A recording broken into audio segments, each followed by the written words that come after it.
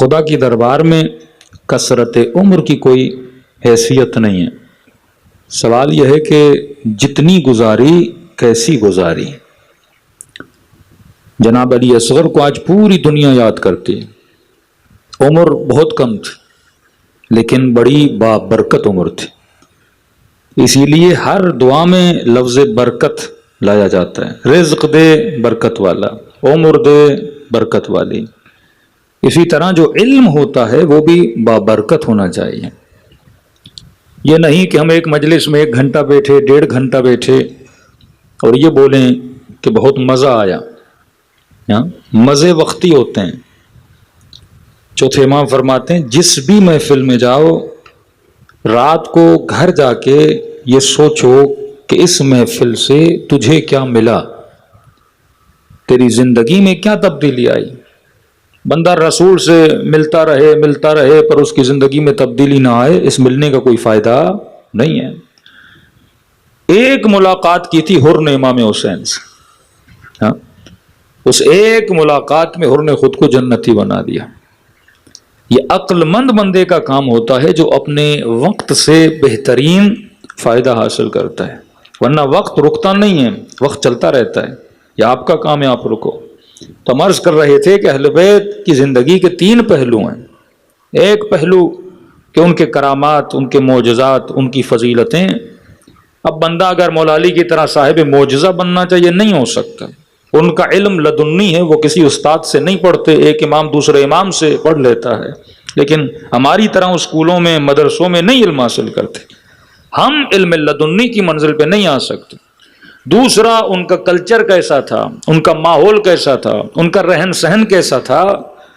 کہ ایک شخص چھٹے امام پر بھی اعتراض کرتا ہے نا کہ آپ کا لباس وہ نہیں جو آپ کے بابا علی کا لباس تھا. تو امام نے مسکرا کر کہا کہ میرا زمانہ بھی وہ نہیں جو میرے بابا علی کا زمانہ تھا. تو بابا اپنے زمانے سے لباس پہنتے تھے، میں اپنے زمانے کے حساب سے لباس پہن رہا ہوں. تیسری چیز جو میری اور آپ کی زندگی کے کام کی ہے وہ ہے اہل بیت کی زندگی گزارنے کے اصول. واقعاً اصل کیا تھا کہ امام حسین یزید کے مقابلے میں گئے؟ وہ کون سی وجہ تھی کہ امام حسین مدینے سے نکل کر کربلا کی سرزمین تک آتے ہیں؟ کیا واقعاً وہ اصول میری زندگی میں ہیں کہ نہیں ہیں؟ جب تک اصل کو نہیں اپناؤ گے تب تک زندگی آباد نہیں ہوتی. اب ایک مثال دوں تاکہ ذہن اور کھل جائیں. دیکھیے عمل ہوتا ہے لیکن کچھ اعمال اصلی ہوتے ہیں. مثلا یہ آپ کا بدن ہے، 2 ہاتھ اللہ نے دیے، 2 آنکھیں اللہ نے دی ہیں، 2 ٹانگیں اللہ نے دی ہیں. اب اس ہاتھ کی بھی ویلیو ہے، اس زبان کی بھی اہمیت ہے، ان آنکھوں کی بھی بڑی ویلیو ہے. آپ کے بدن کے جتنے اعضاء ہیں سب اہم ہیں اور مہم ہیں. خدا نہ خواستہ کسی بندے کا ہاتھ کٹ جائے، ہاتھ کی اہمیت ہے لیکن ہاتھ کے کٹنے سے مرے گا نہیں. کسی کی ٹانگ کٹ جائے، ٹانگ کے کٹنے سے مرے گا نہیں. کسی کی آنکھ ضائع ہو جائے، آنکھ ضائع ہونے سے مرے گا نہیں. ہاں یہ ہے تکلیف میں ضرور آئے گا. زبان خدا نہ خواستہ کٹ جائے، گونگا ہو جائے گا لیکن مرے گا نہیں. لیکن اسی بدن میں ایک عضو کی اہمیت بہت زیادہ ہے. کسی کا سر کٹ جائے تو یہ سارے اعضاء بیکار ہو جائیں گے، لیکن ہاتھ کے کٹنے سے بدن بیکار نہیں ہوتا، آنکھوں کے ضائع ہونے سے بدن بیکار نہیں ہوتا. لیکن اگر بندے کا سر نہ ہو تو اس بدن کے کسی بھی عضو کا کوئی فائدہ نہیں ہے. اسی طرح فرماتے اے مومن تمام تر اعمال میں کچھ اعمال ایسے ہیں جس کے نہ ہونے سے دوسرے اعمال کا کوئی فائدہ نہیں ہے. حدیث معصوم ان قبلت ما قبل سوا، اگر یہ قبول ہو جائے تو ساری چیزیں قبول ہو جائیں، اور اگر یہ نہ ہو تو سارے اعمال باطل ہیں. مولا وہ کیا ہے؟ فرمایا سارے اعمال میں اگر بندہ نماز نہ پڑھے، اگر نماز قبول تو عزاداری قبول، اگر نماز قبول تو ماتم قبول، اگر نماز قبول تو گریہ قبول، اگر نماز قبول تو مجلس امام حسین بھی قبول. اب بندہ سارے اعمال کرے پر نماز نہ پڑھے، ان قبلت ما قبل سوا، اگر یہ قبول نہیں تو کچھ بھی قبول نہیں ہے. یہ شناس مومن کو ہونی چاہیے کہ کون سا عمل اہم ہے، کون سا عمل مہم ہے. تبھی ہر معصوم کی قبر پہ جا کے آپ یہی گواہی دیتے ہو نا، اشہد انک قد اقمت الصلاۃ.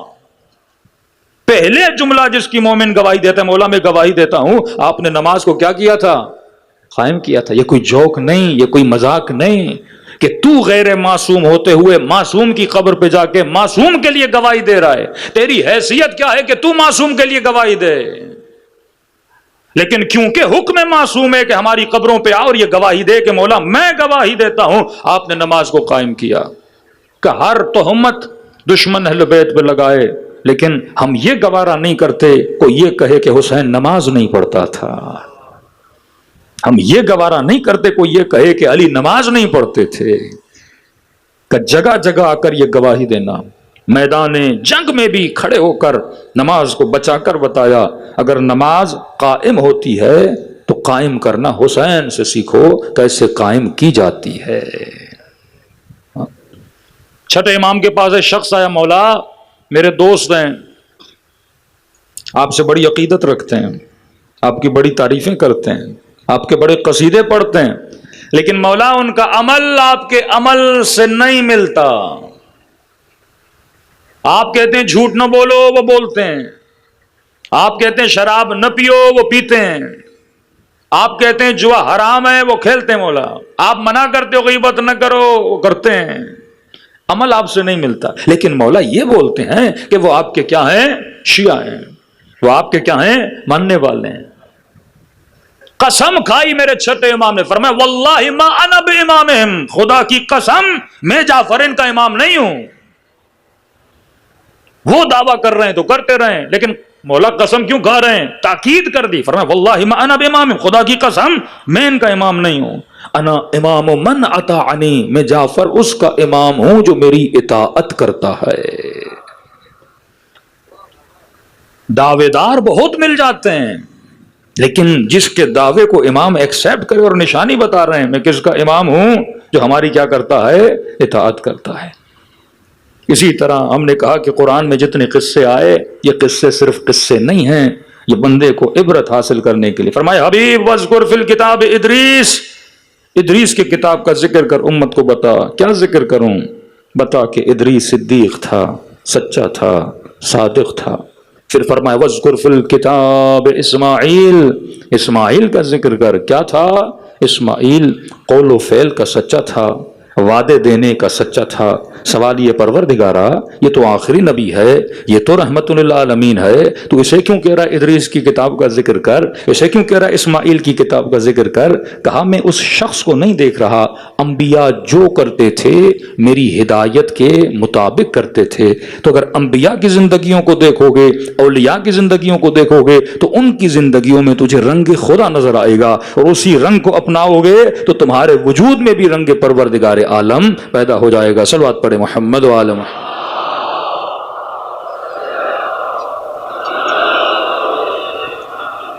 یہ راتیں کیونکہ مصائب کی راتیں بھی ہوتی ہیں تو لہٰذا جلدی جلدی سے میں بیان کر کے آگے بڑھوں گا کہ امیر المؤمنین فرماتے ہیں کہ مومن، اب ہر مومن یا علی مدد بولتا ہے، مولا سے مدد طلب کرتا ہے، لیکن امیر المومنین فرماتے ہیں علی کی مدد کرو. امام حسین کربلا میں کہہ رہے ہیں حل من ناصر ینصرنا، ہے کوئی حسین کی مدد کرنے والا؟ اللہم انصر من نصرہ واخذل من خذلہ، اے خدا اس کی مدد کر جو آل رسول کی مدد کرے، اسے ذلیل و خوار کر، واخذل ذلیل کر اسے، من خذلہ جو یہ چاہے کہ اہل بیت کے مقام کو گرایا جائے. اب ایک امام پردہ غیب میں ہے، وہ بھی ہم سے مدد مانگ رہا ہے، کبھی قرآن میں خدا مدد مانگ رہا ہے، من انصاری اللہ، کون ہے جو اللہ کی مدد کرے؟ کس طرح کی مدد چاہیے خدا کو؟ آج پردے غیب میں بیٹھے ہوئے امام اگر مدد مانگ رہے ہیں، کس طرح کی مدد؟ اور دعا ہو رہی ہے کہ مدد کر جو ان کی مدد کرتے ہیں، نصرت کر ان کی جو آل رسول کی نصرت کرتے ہیں. مولا آپ کو کس مدد کی ضرورت ہے؟ پیسوں کی ضرورت ہے؟ ہمارے تلواروں کی ضرورت ہے؟ امیر المومنین فرماتے ہیں اعینونی بالورع والتقوی، اے علی کے چاہنے والے، اگر علی کی مدد کرنا چاہتے ہو تو تقوی الہی کے ذریعے سے علی کی مدد کرو،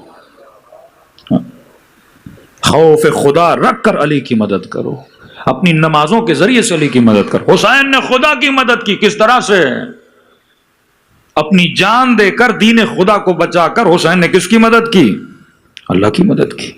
اگر تو باقاعد آج جنگ دین ہے، کچھ طاقتیں اس کے پیچھے لگی ہوئی ہیں کہ معاشرہ بے دین بنے، اولیاء اللہ کی ڈیوٹی یہ ہے کہ معاشرے کو دین خدا کے قریب لایا جائے۔ کتنی اہمیت ہے بدن امام حسین کی، سر امام حسین کی، 4 سالہ سکینہ کی، سب کچھ قربان ہو رہا ہے کس کے لیے؟ دین کے لیے۔ اور آج سب سے زیادہ کوشش کیا کی جا رہی ہے کہ دین لوگوں کی نسلوں سے اور لوگوں کے ذہنوں سے ختم کر دیا جائے۔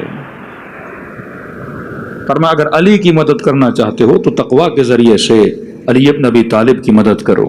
ہم نے کہا کہ خوف امام حسین کی زندگی کے اصولوں میں سے ایک اصول یہ تھا کہ اہل بیت کی زندگی میں خوف پروردگار عالم تھا۔ خوف کی نشانیاں ہم نے 5 بتائیں، وہ ٹاپک کل ختم ہوا۔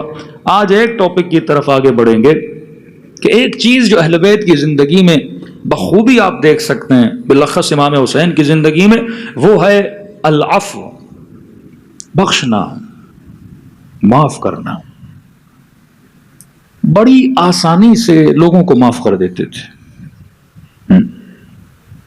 اور آیا ہاتھوں میں رسیاں باندھ کے، آنکھوں پہ پٹی باندھ کے کہ حسین شرمندہ ہوں، فوراً سینے سے لگایا، دیر نہیں کی امام حسین نے۔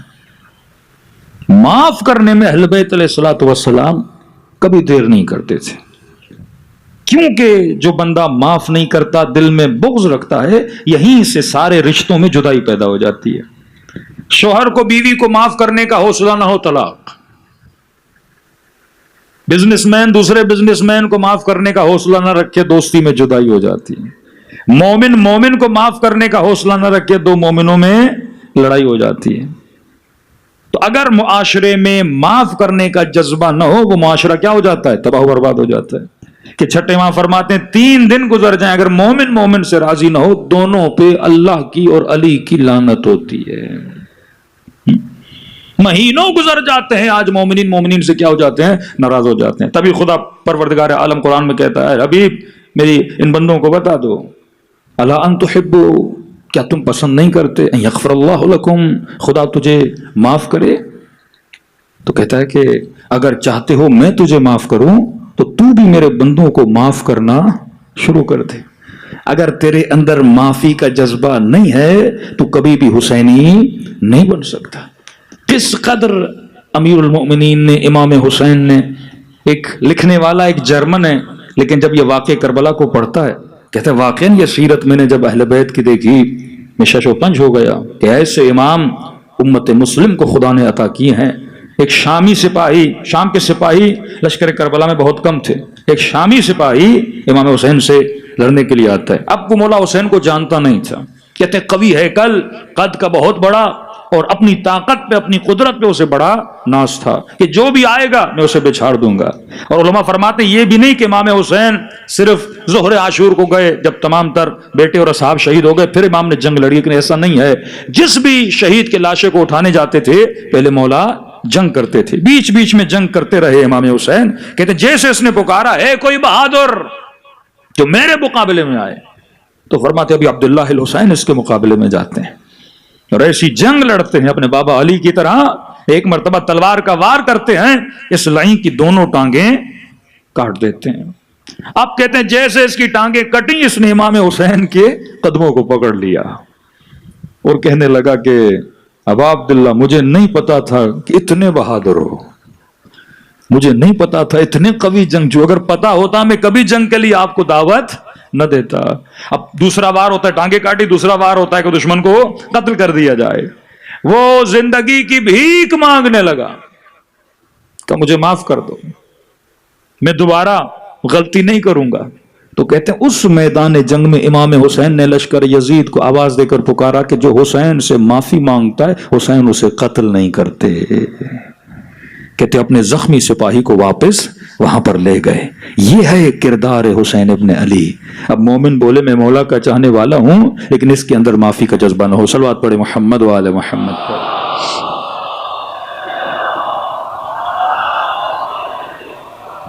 بارہ دیگر صلوات پڑھے محمد و آل محمد. جلدی کر. اب معاف کس طرح کرنا ہے اس کے لیے ایک قرآن کی آیت ہے, بہت پیاری آیت ہے کہ کبھی کبھی ہم معاف کرتے ہیں لیکن وہ معاف کرنا کسی کام کا نہیں ہوتا. رسول خدا کے بعد صحابی جب مکہ چھوڑ کے جا رہے تھے تو بیویاں ان کی دشمن بن گئیں, اولاد ان کی دشمن بن گئی کہ مصطفیٰ کا ساتھ کیوں دے رہے ہو. کہ واقعا میں نے معاشرے میں دیکھا ہے بعض لوگوں کے بچے نیک ہوتے ہیں وہ بچوں سے دشمنی کرتے ہیں. بیٹی کہہ رہی ہے میری ماں مجھ سے دشمنی کر رہی ہے حجاب کرنے پر, بیٹا کہہ رہا ہے میں نیک بن رہا ہوں لیکن والدین مجھ سے کیا کر رہے ہیں, دشمنی کر رہے ہیں. ایک بندہ سیکولر ہوتا ہے پر دین کا دشمن نہیں ہوتا, لبرل ہوتا ہے پر دین کا دشمن نہیں ہوتا. کئی ایسے لوگ قوم پرست, اکثر قوم پرست میں نے دیکھے ہیں وہ دین دشمن ہوتے ہیں. تبھی اسلام میں قوم پرستی کیا ہے, حرام ہے. ایک ایرانی خطیب ہمارے دوست ہیں, کہتے ہیں کہ ایک نوجوان مجلسوں میں آتا تھا اور آتے آتے باپ اس کا بڑا بگڑا ہوا لیکن یہ بچہ بڑا نیک بن گیا. تو اس باپ نے چاہا کہ میرا بچہ دوبارہ بگڑ جائے, یعنی اس سے وہ ناخوش تھا کہ میرا بچہ اتنا دیندار کیوں بنا ہے. تو کہتا ہے اس نے اپنے بچے کو گمراہ کرنے کے لیے ایک ٹریول ایجنسی کھولی اور ایران سے ٹریول ایجنسی کے جو ٹورز جاتے تھے ٹورز کرانے کے لیے وہ اسپیشلی اس نے تھائی لینڈ کے ٹورز رکھے. اب اکثر فاسق اور فاجر تھائی لینڈ گناہ کرنے جاتے ہیں, عیاشی کرنے جاتے ہیں. تو اس نے کہا میرا بیٹا آئے گا جائے گا تو کیا ہو جائے گا, گمراہ ہو جائے گا. لیکن یہ مولانا کہتے ہیں اس جوان نے 6 مہینے میں ٹریول ایجنسی کا بزنس ہی بٹھا دیا. اور باپ جب پوچھنے آیا کیوں, کوئی آتا ہی نہیں ہے, اور باپ بھی ڈیلی آئے دیکھے واقعاً کوئی بندہ بکنگ کے لیے آ ہی نہیں رہا. تو مولانا نے کہا تم نے ایسا کیا کیا؟ کہا جتنے لوگ آتے تھے میں سب کو کہہ رہا تھا وہاں جاؤ گے تو تمہیں ایڈز لگ جائے گی, وہاں جاؤ گے HIV لگ جائے گی. کہا اتنے لوگ گئے سارے بیمار ہو کے واپس آئے. کہا مجھے پتا تھا ان کے دل میں خدا کا خوف نہیں ہے, بیماری کا خوف ضرور ہے. کئی لوگ اللہ کے خوف سے چیزیں نہیں چھوڑتے, بیماری کے خوف سے فوراً نیک ہو جاتے ہیں. ایک ہمارے مولانا تعویذ لکھتے تھے تو کہتے تھے میں لوگوں کو دیندار ایسے بناتا تھا. مولانا دعا کر یہ بزنس نہیں چل رہا, کہ دیکھ یہ عمل کر اس کے بعد دیکھنا تیرا بزنس کتنی اونچائیوں پہ جاتا ہے. کہ اللہ کے لیے نماز نہیں پڑھتا تھا, بزنس کی 2 بوریاں بیچنے کے لیے نماز ضرور پڑھتا تھا وہ. بعض لوگوں کی عبادت بھی ایسی ہے. آغا قراتی کہتے ہیں اتنے لوگ جاتے ہیں کربلا, امام حسین کے ذریعے کو پکڑتے ہیں, مولا گھر نہیں گھر دے, مولا گاڑی نہیں گاڑی دے, مولا شادی نہیں بیوی دے. اتنی دعائیں جا کے کرتے ہیں. کہتے بندہ نادان حسین کے پاس جا کے گاڑی مانگ رہا ہے, حسین کے پاس جا کے اللہ کو اتنا بڑا واسطہ دے کر دنیا کی چیزیں مانگ رہا ہے. اگر عقل ہوتی تو حسین سے خدا مانگتا. کہ مولا حسین جو آپ کے دل میں اللہ کی معرفت تھی مجھے وہ معرفت عطا کریں. اور کہا جب مصلی عبادت پر بیٹھو, کہ حسین کے پاس جاؤ تو حسین سے خدا مانگو, اور جب مصلی عبادت پر بیٹھو تو خدا سے حسین مانگو. معرفت ہونی چاہیے میں کس در پہ جا کے کیا مانگ رہا ہوں. جب آغا قراتی نے یہ بات کی تو ایک جوان اٹھا, انہوں نے کہا قبلہ آپ باتیں تو بڑی اچھی کر رہے ہیں کہ یہ جاتے ہیں کبھی گاڑی مانگتے ہیں, کبھی گھر مانگتے ہیں, کبھی دنیا کی چیزیں مانگتے ہیں. اگر یہ مانگنا برا ہوتا تو پھر حسین دیتے کیوں ہیں؟ واقعاً جا کے طلب کرتا ہے اور خدا حسین کے صدقے میں سے عطا بھی کرتا ہے. تو انہوں نے کہا دیکھو وہ ہیں امام, امام کی مثال ہے اب کی طرح, باپ کی طرح. کہ کبھی دیکھا ہے تیرا چھوٹا چھوٹا بچہ ایک کھلونے کے لیے تجھ سے ضد کرتا ہے, تو بچہ سمجھ کے اسے کھلونا لے کے دیتا ہے. حسین بھی ان کو بچہ سمجھ کے دنیا کے کھلونے بانٹتے رہتے ہیں. وہ مانگ جو حر نے حسین سے مانگا, وہ مانگ جو حبیب نے حسین سے مانگا, یہ بھی معرفت ہونی چاہیے. واقعاً میں ان کے در پہ جا رہا ہوں اور کیا مانگ رہا ہوں.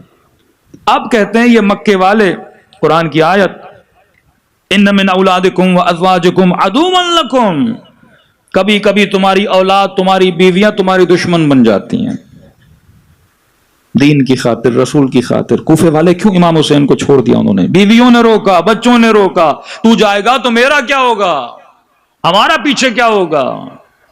دین سے روکنا۔ اب کہتے ہیں یہ جیسے مکے واپس آئے تو بیویاں قدموں پہ گر گئیں، اب فتح مل گئی نا، فتح مکہ ہو گیا، قدموں پہ گر گئیں، ہمیں معاف کر دو، ہمیں بخش دو۔ تو یہ معاف نہیں کرنا چاہتے، تم لوگوں نے ہمیں اذیتیں دی جب ہم مکے سے نکلے، لیکن جب معافی مانگنے آئے تو خدا نے کہا وَإِن تَعْفُوا وَتَصْفَحُوا وَتَغْفِرُوا فَإِنَّ اللَّهَ غَفُورٌ رَحِيمٌ۔ اے حبیب انہیں کہہ دو اگر معاف کرو گے تو اللہ کو معافی پسند ہے۔ اب اردو میں ترجمہ ایک کیا جاتا ہے، تعفو، تصفحو، تغفرو۔ اردو میں ترجمہ آپ کیا کریں گے؟ معاف کرو، معاف کرو، معاف کرو۔ حالانکہ 3 لفظ ہیں، اس میں بڑی صلوات پڑھے محمد و آل محمد۔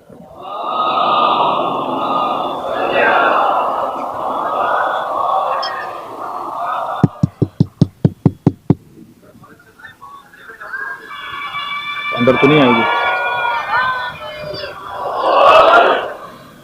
پر دیگر صلوات پڑھے محمد و آل محمد۔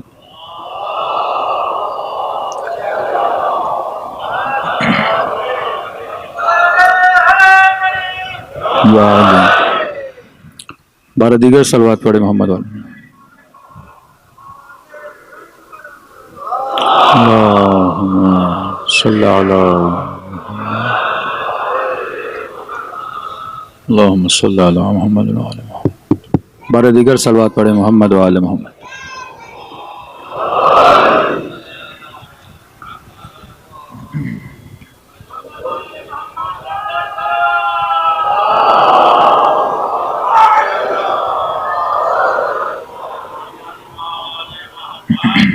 اللہم صلی علی محمد۔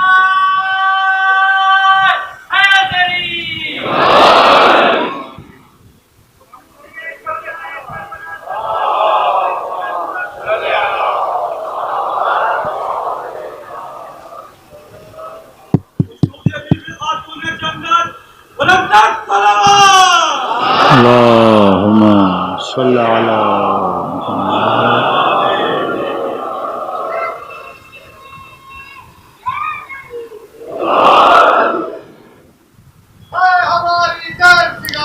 کربلا کربلا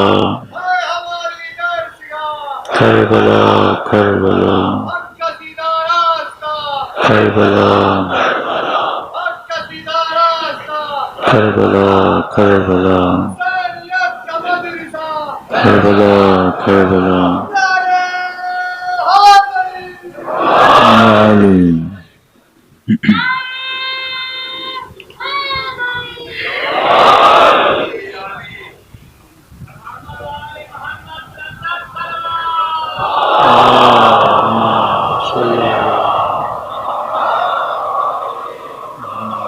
اچل فرج۔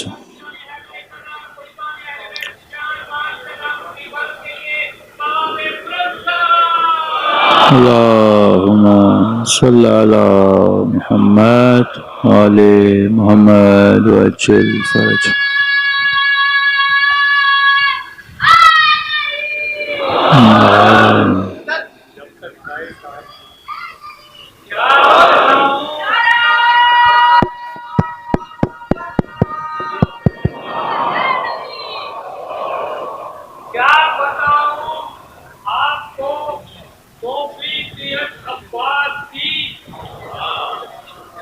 فاطمہ زہرا سے ہے وابستگی عباس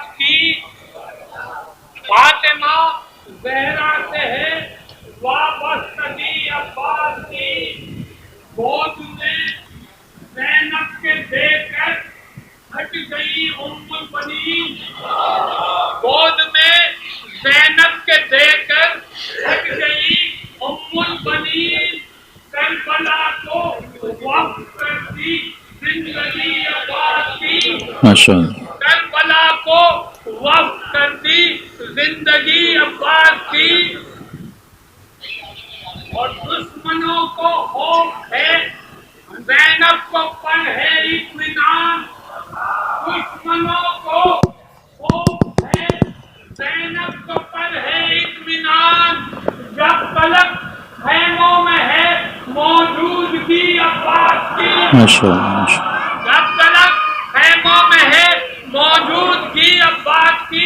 और आखिरी शेर इकतो शाहजाद हाजर के पास समझे शेर पर पास कर पाया न दुश्मन एक हल्की सी लकीर। आखिरी शेर पास कर पाया न दुश्मन एक हल्की सी लकीर, थी तो हल्की सी मगर फेंकी हुई। अब्बास की माशाअल्लाह, या इल्म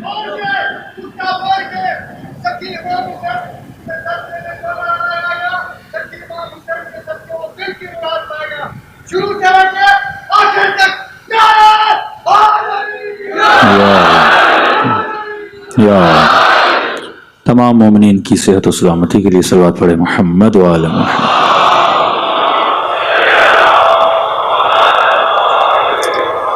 बस आखिरी फरमान, क्योंकि वक्त काफ़ी गुजर गया। फरमाया वल याफू यस्फहू यगफिरू।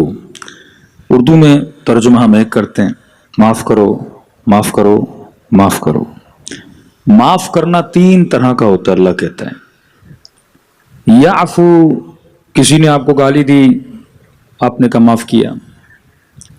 किसी ने आपके पैसे खाए, आपने कहा कि मैंने माफ़ किया। माफ करने के बाद कभी कभी हम उसकी खता को फिर जबान पर भी लाते हैं। बंदे ने 10,000 का, आपने कहा ठीक है जरूरत नहीं है, मौला के मौलाइयों मैंने माफ किया। 4 दोस्तों में बैठा, फिर कहा भाई 10,000 खाए थे तुमने, चलो माफ किया था।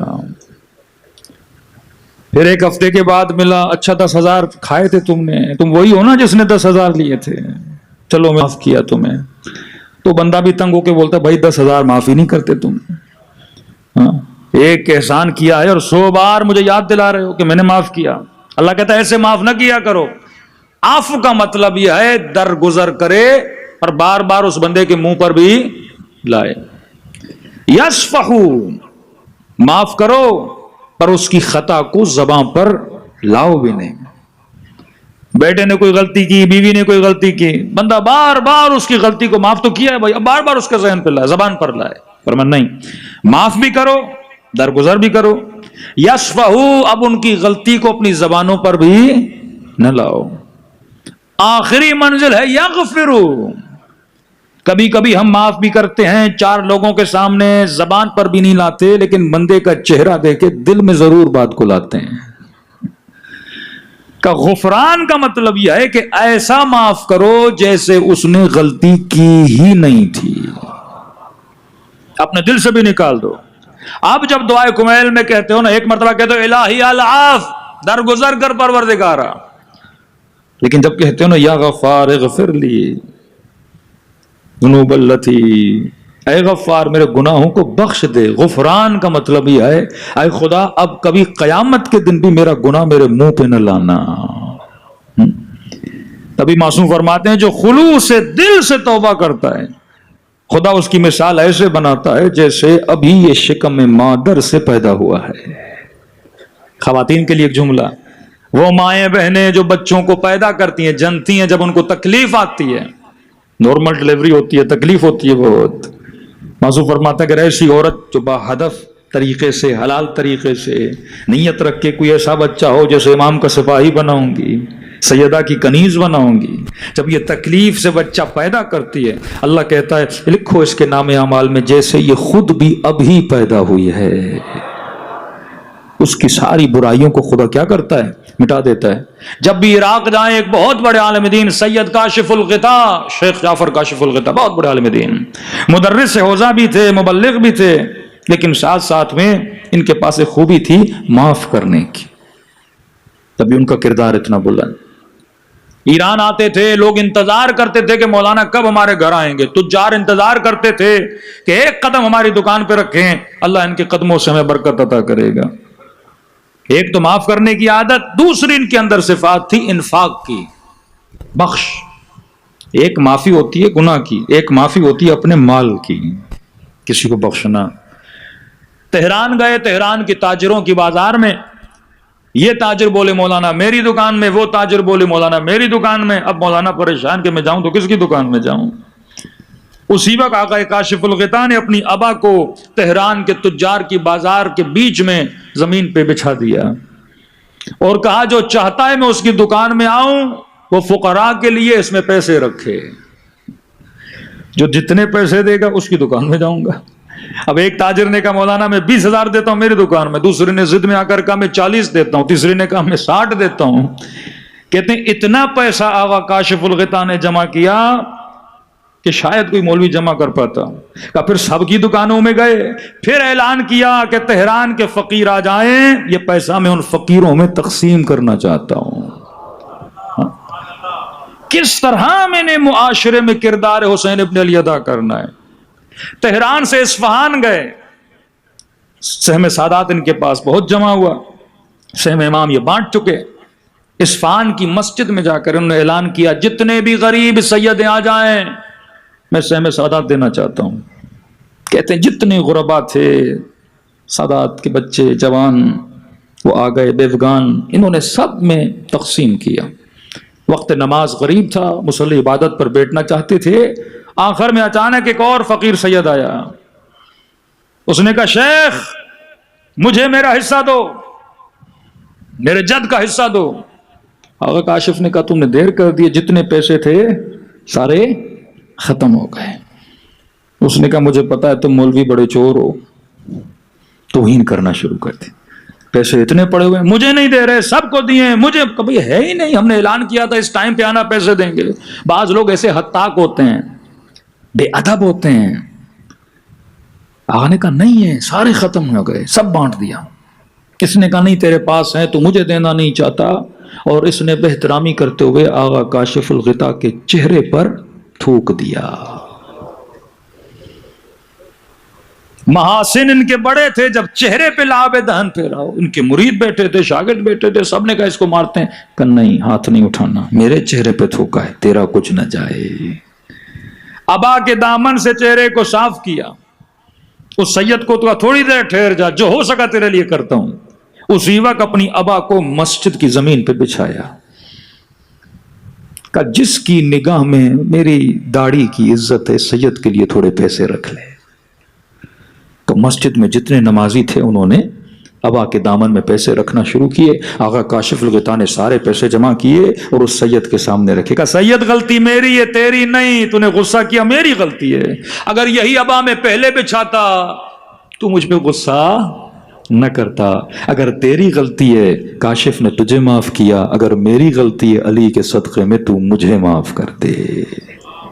ہاں، یہ وہ علماء حق جنہوں نے اپنے کردار کے ذریعے سے لوگوں کو سکھایا معاف کرنا سیکھو، معاف کرنا سیکھو. ایک گھر میں دو بھائی آپس میں بات نہیں کرتے، طلاق کا ریشو بڑھتا جا رہا ہے کیونکہ ہمیں حوصلہ نہیں ہے معاف کرنے کا، ایک دوسرے کی غلطیوں کی درگزرنے کا حوصلہ نہیں ہے. صبح عاشور اور یہ سوچ رہا تھا کہ شاید حسین مجھے نہ معاف کرے.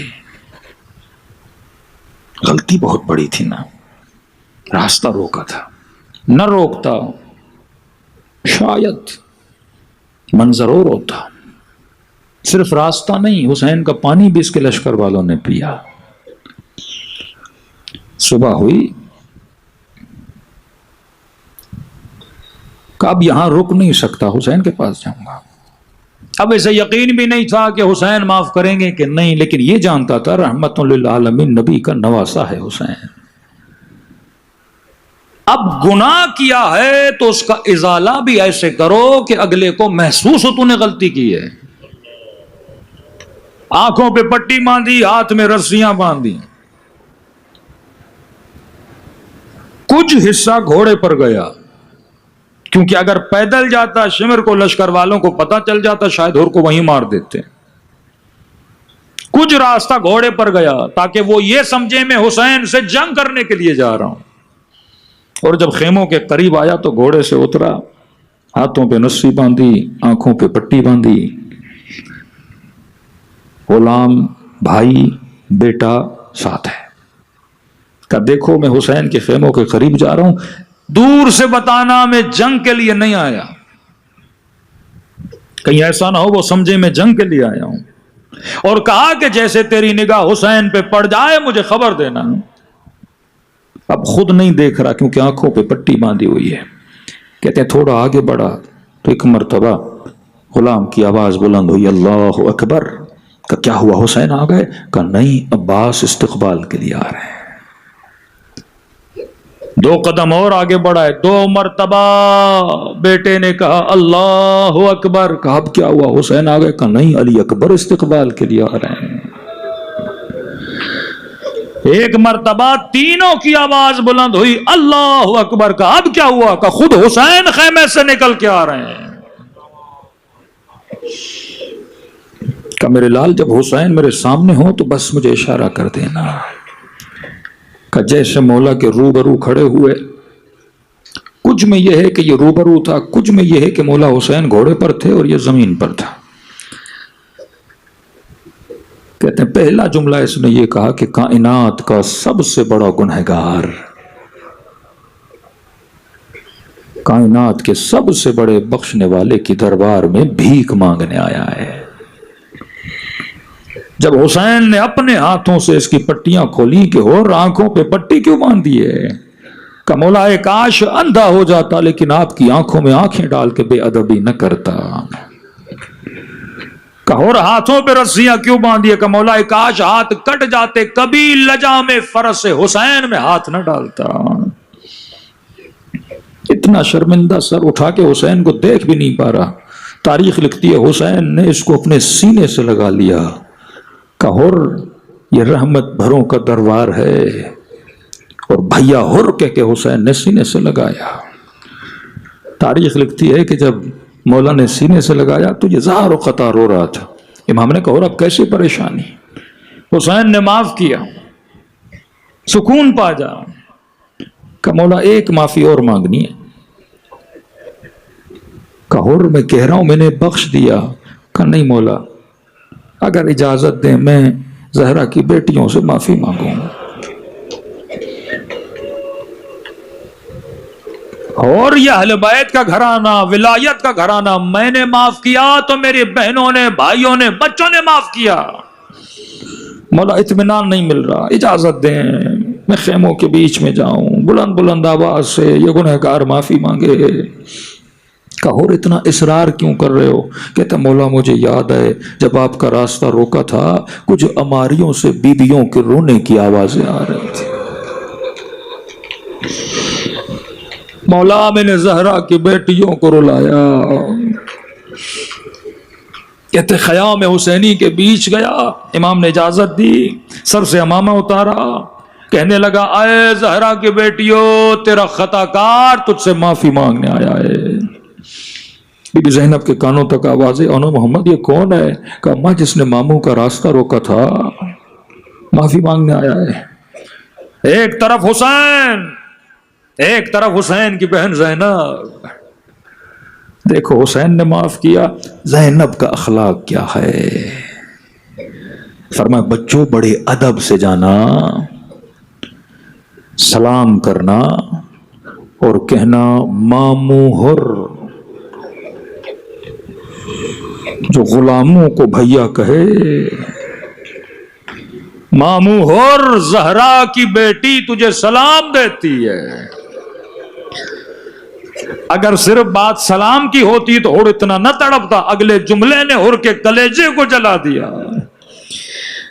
کہ ماموں ہر زہرا کی بیٹی سلام دیتی ہے اور اماں کہتی ہیں کہ میں تجھ سے شرمندہ ہوں. جب یہ سنا نا کہ علی کی بیٹی کہے میں تجھ سے شرمندہ ہوں, کہا حقا زادو مجھ سے کیوں شرمندہ ہے؟ کہا اور تو اس وقت ہمارے در پہ آیا ہے جب پلانے کے لیے پانی نہیں ہے, کھلانے کے لیے کچھ نہیں ہے. علی کے در سے کبھی پیاسا خالی نہیں گیا. لیکن میں زینب وعدہ کرتی ہوں حوض کوثر ہوگا. نانا کو کہوں گی نانا یہ تب آیا تھا جب سب میرے حسین کو چھوڑ کے چلے گئے تھے.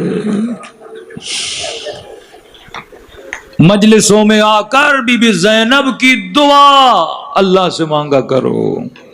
کہ یہی دعا زینب ہمارے حق میں کر رہے ہیں کہ خدایا دنیا اپنے کاموں میں مگن تھی، حسین کے عزادار حسین کی غربت پر رونے کے لیے جمع ہو گئے، دلوں کو کربلا لے کر چلیں، ایسے سلام کریں جیسے کربلا کے یتیموں نے اپنے بابا کو سلام کیا۔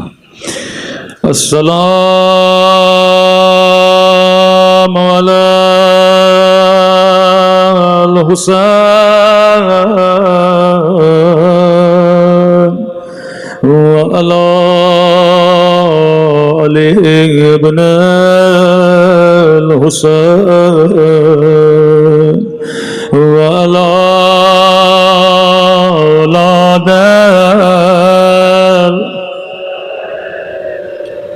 وعلی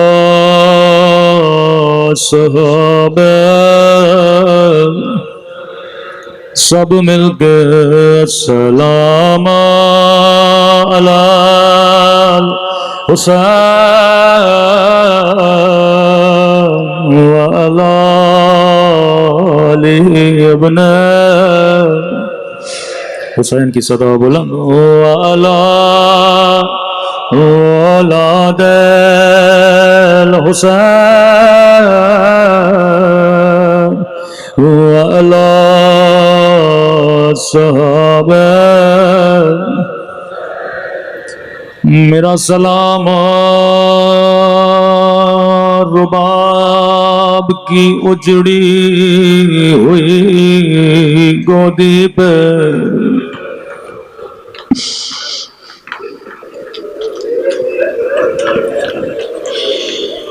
میرا سلام ننھی سی کٹی ہوئی گردن پہ،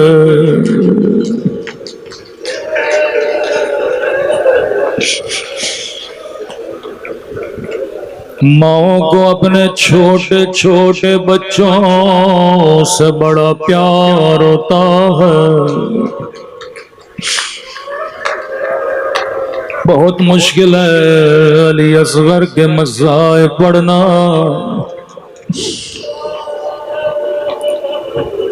ننے سے باب الحوائج ہیں، مولا کے کچھ ظاہر کربلا گئے، ایک ظاہر کہتا ہے میں نے بڑا ڈھونڈا لیکن مجھے کہیں اصغر کی قبر نظر نہیں آئی، کہتا ہے میں نے سنا تھا حسین نے خیموں کے پیچھے اپنے ننھے بچے کو دفنایا تھا، خیام حسین ہی ڈھونڈ مارا، جو بھی خاتم ملتا تھا میں کہتا تھا مجھے اصغر کی قبر دکھاؤ، نہیں ملی اسے علی اصغر کی قبر، آغا کشمیری کے پاس آیا، مولانا مجھے بتائیے علی اصغر کی قبر کہاں ہے؟ قبلانے کا مجھے بھی نہیں پتا، کل آنا کتابیں پڑھوں گا، مگر پتہ ملا تو تجھے بتاؤں گا۔ آغا کشمیری کہتے ہیں پوری رات مصلی پہ گزاری، میں نے کہا مولا حسین تیرے شیعہ مجھ سے پوچھتے گئے علی اصغر کی قبر کہاں ہے؟ مولا مجھے کتابوں میں نہیں ملا۔ کشمیری کہتے ہیں آنکھ لگی خواب کے عالم میں حسین غریب کو دیکھا، کہنے لگے کشمیری میرے شیعوں کو کہو آج کے بعد میرے اصغر کو تلاش نہ کرے، جسے اصغر کی زیارت کرنی ہو وہ میرے قبر کی زیارت کر لے۔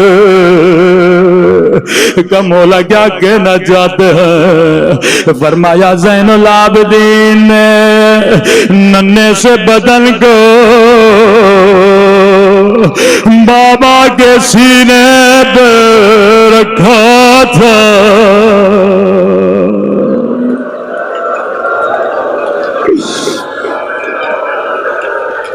علی اصغر کی قبر میرے سینے پہ ہے. بی بی زینب کہتی ہیں جب حسین تک وہ تنہا رہ گئے آواز دینے لگے حل من ناصر لینصرنا، ہے کوئی حسین کی مدد کرنے والا، ہے کوئی حرم رسول کو بچانے والا.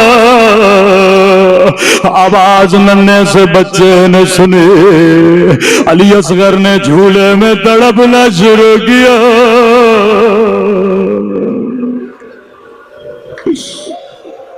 جب خیمے میں واپس آئے بی بی نے کہا مولا بچہ بڑا تڑپ رہا ہے، شاید اصغر کو پیاس لگی ہے. فرمایا رباب سفید کپڑے میں میرے بچے کو لپ دو.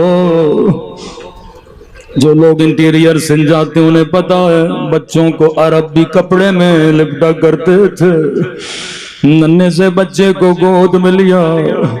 امام زین العابدین فرماتے ہیں دھوپ اتنی شدید تھی، ابا کا دامن بچے کے اوپر ڈالا کہیں میرے بچے کی کھال دھوپ جلا نہ دے.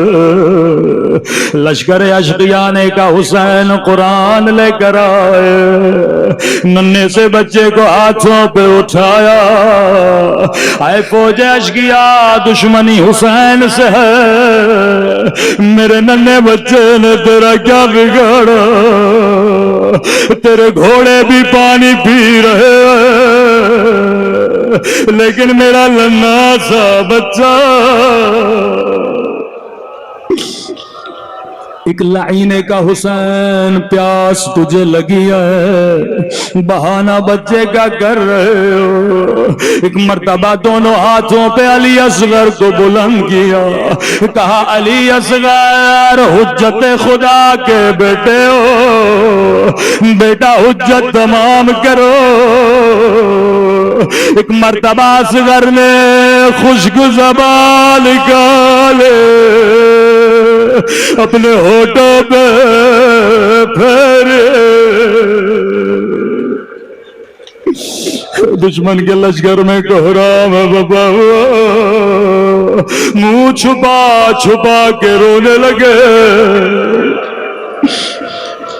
شمر نے کہا حرملا اقطع کلام الحسین، جلدی کر حسین کو خاموش کر، کہیں فوج میں انقلاب نہ جائے.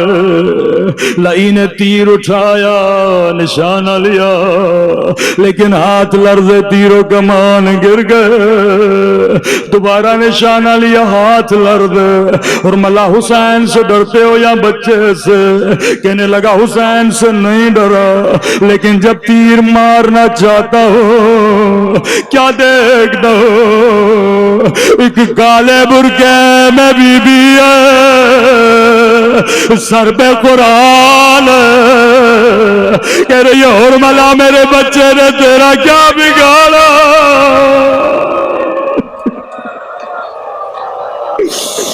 میرا 6 مہینے کالی اصغر.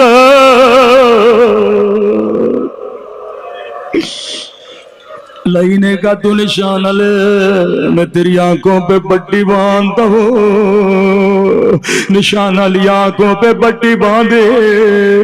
تاریخ عربوں کے یہاں 2 طرح کے تیر ہوتے تھے، ایک تیر گھوڑوں کو گرانے کے لیے، ایک تیر انسانوں کو گرانے کے لیے. لائی نے وہ تیر اٹھایا جس کا وزن اصغر سے زیادہ تھا. یہاں تیر کمان سے نکلا، من الاذن الى الاذن، ایک طرف سے تیر گیا بذبح علی اصغر.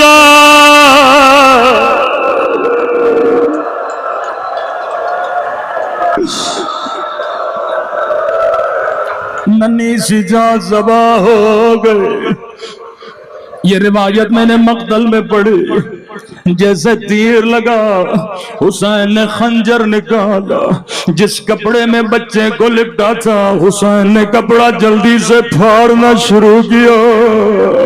کسی نے میرے امام سے پوچھا حسین نے ایسا کیوں کیا؟ کہ بابا چاہتے تھے تڑپنے میں آسانی ہو۔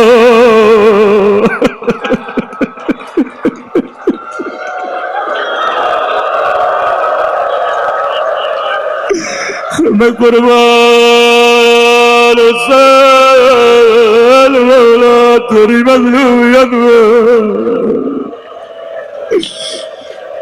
انشاءاللہ اعمال عاشورہ کریں گے۔ چند قدم آگے جاتے ہو، چند قدم پیچھے آتے ہو، حسین کو سمجھ نہیں آ رہی خیمے میں جاؤں کیسے جاؤں، ماں بچے کو دیکھ کے کیسے برداشت کریں گے۔ خیمے کے در سے آواز دی اماں فضا ذرا بہن زینب کو بلانا۔ بی بی زینب کہتی ہیں دوڑے دوڑے گئی، کیونکہ اب بچے کے رونے کی آوازیں نہیں آ رہی تھی۔ میں نے سمجھا حسین نے پانی پلا لیا، لیکن جیسے گئے قیامت کا منظر تھا۔ حسین کے چہرے پہ خون، دو ننھے سے قدم خون میں رنگی۔